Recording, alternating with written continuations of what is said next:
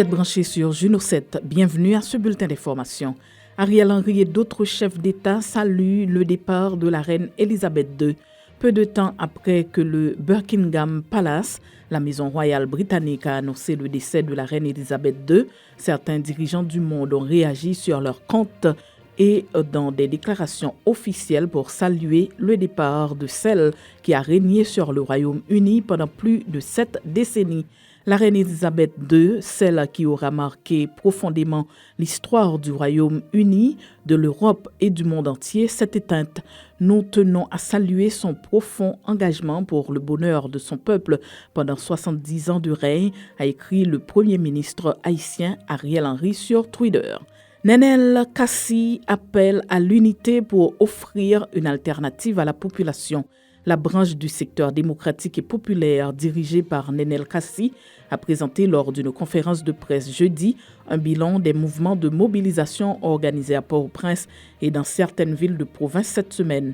Elle en a profité pour lancer un appel à l'unité entre les protagonistes de la crise pour offrir une alternative à la population.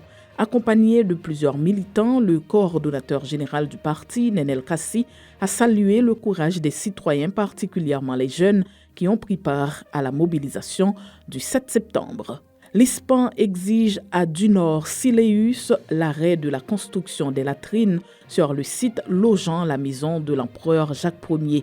L'agent intérimaire de Dessalineville du Nord-Siléus, qui devrait être parmi les premiers citoyens de la commune à donner l'exemple en ce qui a trait au respect du patrimoine national, a craché sur la mémoire de l'empereur Jacques Ier en octroyant un permis pour la construction de latrines sur le site logeant la maison de l'empereur. Cette décision contrarie fortement l'Institut de sauvegarde du patrimoine national qui exige la remise en état d'origine du site dans les meilleurs délais en démolissant toutes les constructions modernes.